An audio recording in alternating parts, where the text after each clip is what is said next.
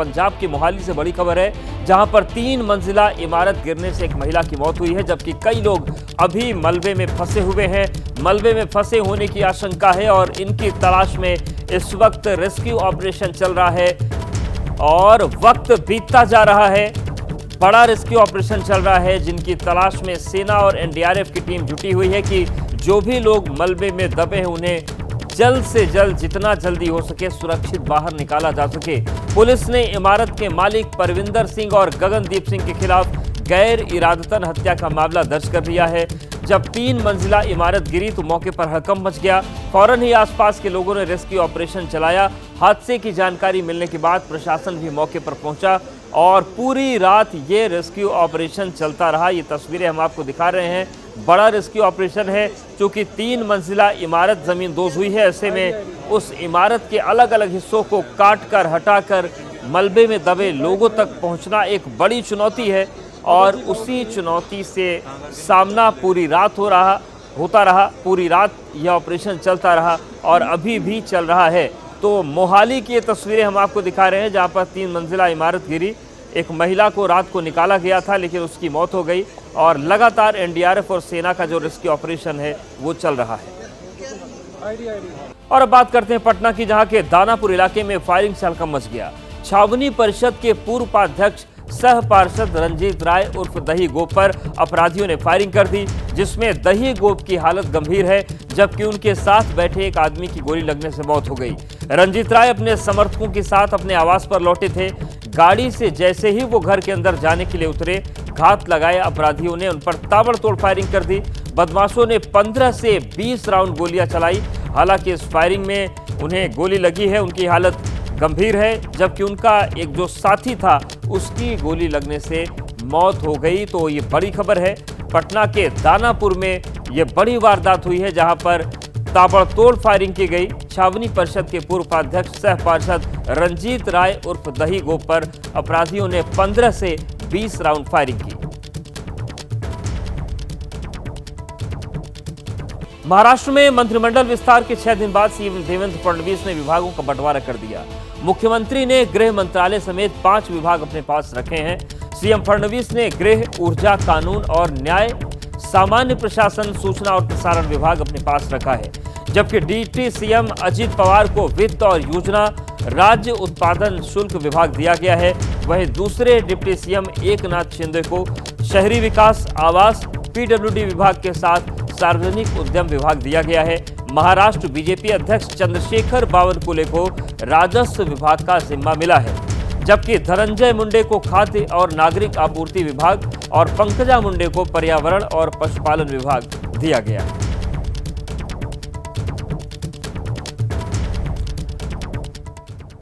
तो महाराष्ट्र में विभागों का बंटवारा हो गया और देखिए, सबसे पहले मुख्यमंत्री देवेंद्र फडणवीस गृह विभाग, ऊर्जा विभाग, कानून एवं न्याय, सामान्य प्रशासन और सूचना प्रसारण, ये जो विभाग हैं ये मुख्यमंत्री अपने पास रखे हैं। डिप्टी सीएम एकनाथ शिंदे के पास शहरी विकास, आवास और पीडब्ल्यूडी मंत्रालय है एकनाथ शिंदे के पास। वहीं अजित पवार डिप्टी सीएम की बात करें तो वित्त और योजना इनके पास है। राज्य उत्पादन शुल्क का जो विभाग है वो भी डिप्टी सीएम अजित पवार के पास है। अब मंत्रियों की बात करते हैं। चंद्रशेखर बावनकुले बीजेपी प्रदेश अध्यक्ष है, राजस्व विभाग। वहीं आशीष शेलार को संस्कृति मंत्रालय दिया गया है। पंकजा मुंडे पर्यावरण और पशुपालन मंत्रालय संभालेंगी। महाराष्ट्र में मंत्रालयों का बंटवारा हो गया है। नीतीश राणे मछली एवं बंदरगाह का विभाग इन्हें दिया गया है। वहीं चंद्रकांत पाटिल उच्च शिक्षा मंत्री बनाए गए हैं। गिरीश महाजन को आपदा प्रबंधन मंत्रालय का जिम्मा सौंपा गया है। भरत गोगावले को रोजगार विभाग दिया गया है। प्रताप सरनाईक को परिवहन मंत्री बनाया गया है। वहीं उदय सामंत उद्योग मंत्री बनाए गए हैं शिवसेना के कोटे से।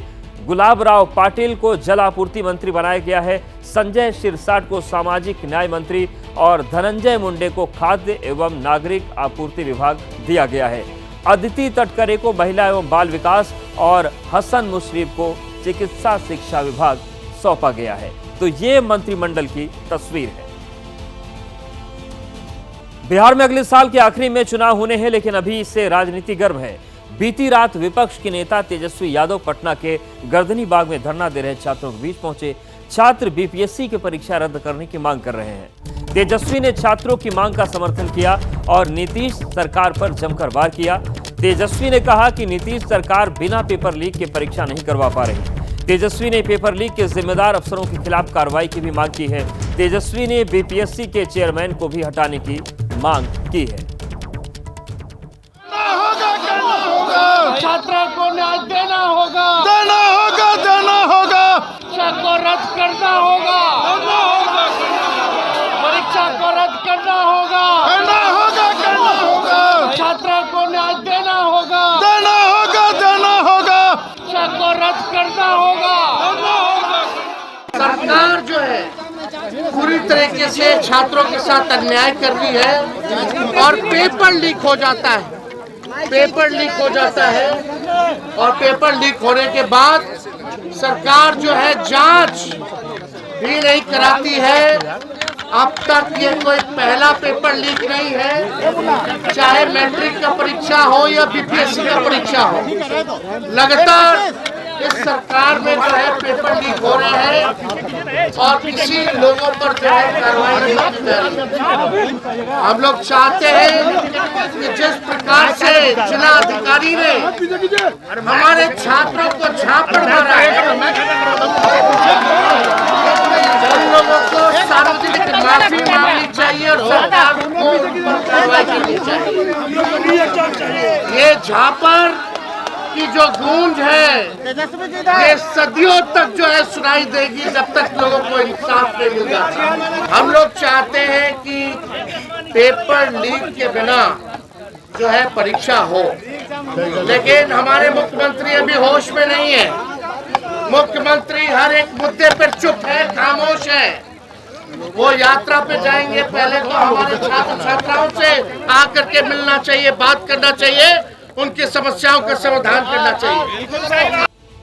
अब बात पंजाब की करते हैं। पंजाब में नगर निगम चुनाव के नतीजे आ गए हैं। नगर निगम चुनाव में आम आदमी पार्टी को 3 और कांग्रेस को 2 पर बढ़त मिली है। तो नगर निगम के चुनाव नतीजे सामने आ गए हैं और आम आदमी पार्टी को लीड मिली है। पिछली बार 4 पर कांग्रेस जीती थी, लेकिन इस बार आम आदमी पार्टी को 3 और कांग्रेस को 2 पर सफलता मिली है। लुधियाना नगर निगम में आम आदमी पार्टी सबसे बड़ी पार्टी बनी है। अमृतसर और फगवाड़ा नगर निगम में कांग्रेस का जलवा देखने को मिला है। जालंधर नगर निगम में भी आम आदमी पार्टी सबसे बड़ी पार्टी बनी है।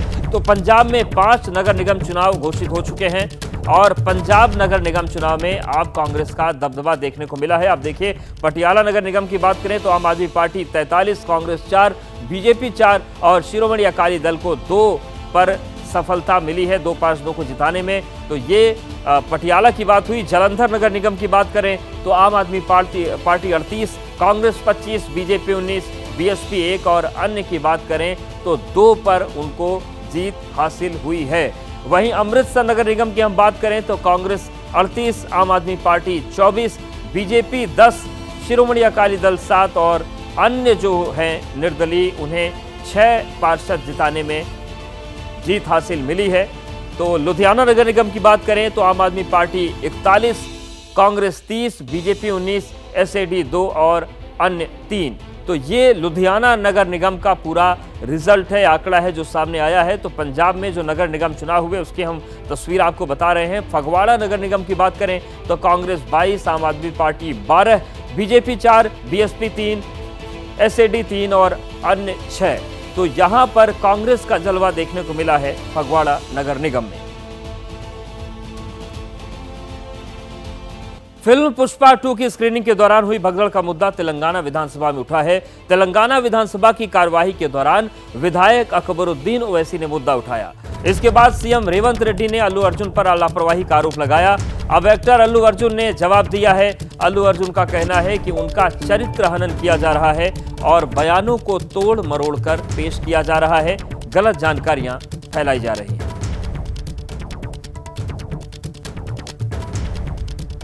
तो पुष्पा 2 की स्क्रीनिंग को लेकर विधानसभा में बातचीत हुई अकबरुद्दीन ओवैसी और इसके साथ ही साथ मुख्यमंत्री ने भी जो बातें कही, अब इसको लेकर अल्लू अर्जुन का कहना है कि मेरा चरित्र हनन किया जा रहा है रेवंत रेड्डी ने अल्लू पर लापरवाही का आरोप लगाया है और अब इसको लेकर अल्लू अर्जुन भी जवाब दे रहे हैं। Here, not to blame anybody.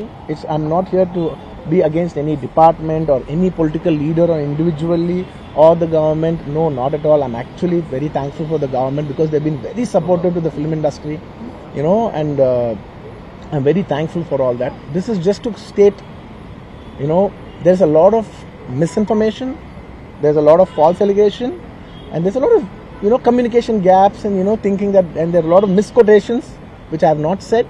It is just to clear that I have not said anything like that. Please don't judge me. Please don't have character assassination on me. Telangana विधानसभा में भी उठाया गया मुद्दा, जहां मुख्यमंत्री रेवंत रेड्डी और एआईएमआईएम विधायक अकबरुद्दीन ओवैसी ने एक्टर पर गंभीर आरोप लगाए थे। दोनों नेताओं ने दावा किया कि जानकारी के बाद भी अभिनेता ने हादसे को अनसुना किया। अभी बर्दाश्त की बाहर हो गए, पुलिस कंट्रोल भी हो गए, तब डीसीपी आके सीधा हटा के इनके जो भी है सब सिक्योरिटी वाले पुलिस को हैंड ओवर कर देके डीसीपी जाके हीरो को बोल दिए कि भाई तुम तुरंत निकलना, नहीं है तो हम लोग अरेस्ट करना पड़ता, क्योंकि 2 लाश गिर गए बाहर। आप यहाँ पर थिएटर में बैठ के तमाशा किए तो ये कंट्रोल नहीं होने वाले हैं, हम नहीं सुनने वाले हैं, आपको अरेस्ट करके पुलिस स्टेशन लेकर जाना पड़ता, आप तो निकलो। जबरदस्ती से वो हीरो को हमारा डीसीपी वो लॉ एंड ऑर्डर सिचुएशन देकर उनको बाहर लेकर आए। बाहर गाड़ी में बिठाने के बाद फिर जाते होकर फिर रूफटॉप निकाल के फिर लोगों को ऐसा कर रहा, तो ये कैसे इंसान है? हम लोग क्या बोलना है? चाहता वो मशहूर फिल्म स्टार का, क्योंकि मैं अहमियत देना नहीं चाहता, लेकिन सर मेरे इंफॉर्मेशन के हिसाब से वो फिल्म स्टार गए थिएटर को पिक्चर देखने के लिए, बैठे हुए थे, गड़बड़ हुई, उसके बाद पुलिस वाले आकर बोले कि भगदड़ हो गई, स्टैम्पेड हो गया, 2 बच्चे गिर गए हैं, एक लेडी मर गई है। तो उसके बाद में वो फिल्म स्टार पलट के ऐसा मुस्कुराते हैं और बोलते हैं अब तो पिक्चर हिट होने वाली है। बाराबंकी जिले में समाजवादी पार्टी के सदर विधायक सुरेश यादव ने विवादित बयान देकर भाजपा सरकार पर तीखा हमला किया है। उन्होंने बीजेपी सरकार को हिंदू आतंकवादी संगठन बता दिया। तो यूपी के समाजवादी पार्टी विधायक सुरेश यादव ने विवादित बयान दिया है। भाजपा सरकार पर तीखा सियासी हमला उन्होंने कर दिया। उन्होंने बीजेपी सरकार को हिंदू आतंकवादी संगठन बताया है। तो निश्चित तौर से अब इस बयान पर बवाल बढ़ेगा, वार पलटवार भी होगा। लेकिन बाराबंकी जिले के समाजवादी पार्टी विधायक हैं जिन्होंने बीजेपी को, सरकार को हिंदू आतंकवादी संगठन बता दिया है। सरकार नहीं, भारतीय जनता पार्टी एक आतंकवादी संगठन, हिंदू आतंकवादी संगठन, ये पूरी तरह से पूरे देश को बर्बाद करना चाहते हैं। हमारे महापुरुषों के बारे में इतनी गलत बातें करने का काम करेंगे, समाजवादी चुप बैठने वाला नहीं है। प्रधानमंत्री नरेंद्र मोदी के कुवैत दौरे की बात करते हैं। इंदिरा गांधी के बाद नरेंद्र मोदी दूसरे प्रधानमंत्री हैं जो कुवैत के दौरे पर हैं। पीएम मोदी के कुवैत दौरे का दूसरा दिन है और 2 दिन के इस दौरे के पहले दिन प्रधानमंत्री ने कुवैत से भारत के रिश्तों को नए आयाम देने के लिए कदम बढ़ाए। प्रवासी भारतीयों ने मोदी का जोरदार स्वागत किया।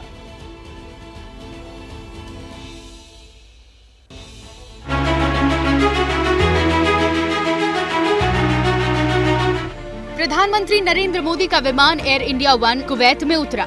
43 साल के लंबे इंतजार के बाद दुनिया इस पल की गवाह बनी है जब किसी भारतीय प्रधानमंत्री ने कुवैत की धरती पर कदम रखे।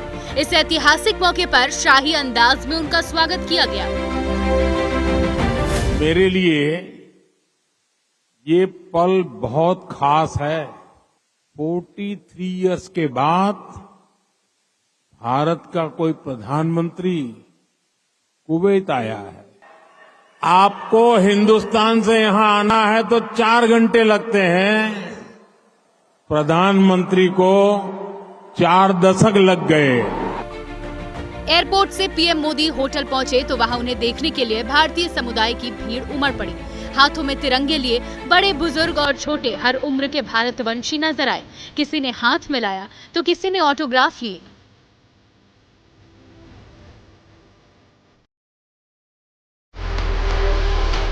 पीएम मोदी के लिए भारतीय कलाकारों की तरफ से खास कार्यक्रम प्रस्तुत किए गए, जिसमें केरल से लेकर तमिलनाडु की छाप नजर आई।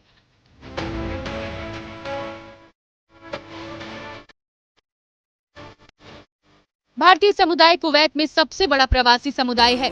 IT से लेकर छोटे छोटे कामों में भारतीयों की तादाद यहाँ काफी है। गल्फ वर्कर कैंप में पीएम मोदी ने भारत वंशियों के साथ नाश्ता किया। इसके बाद प्रवासी भारतीयों को संबोधित करते हुए उनकी उपलब्धियों को नमन किया। कुवैत में भारत के टैलेंट, टेक्नोलॉजी और ट्रेडिशन का मसाला मिक्स किया है और इसलिए मैं आज यहाँ सिर्फ आपसे मिलने ही नहीं आया हूँ, आप सभी की उपलब्धियों को सेलिब्रेट करने के लिए आया हूँ। अमीर शेख शाल अल अहमद के आमंत्रण के बाद पीएम मोदी कुवैत पहुंचे। अमीर से मुलाकात के साथ ही पीएम मोदी वहां के प्रिंस और प्राइम मिनिस्टर के साथ भी बैठक करेंगे। इस दौरान दोनों देशों के शीर्ष नेता व्यापार, निवेश, ऊर्जा और संस्कृति के क्षेत्र में द्विपक्षीय संबंधों की समीक्षा करेंगे। भारत कुवैत के शीर्ष व्यापारिक साझेदारों में से एक है। कुवैत भारत का छठा सबसे बड़ा कच्चा तेल आपूर्ति करता है। कुवैत रवाना होने से पहले पीएम मोदी ने सोशल मीडिया पर पोस्ट कर इस दौरे की अहमियत बताई। कुवैत को भारत का व्यापारिक और ऊर्जा साझेदार होने के साथ साथ दोनों के मजबूत रिश्ते पश्चिम एशिया में शांति, सुरक्षा और स्थिरता के लिए भी जरूरी बताए हैं।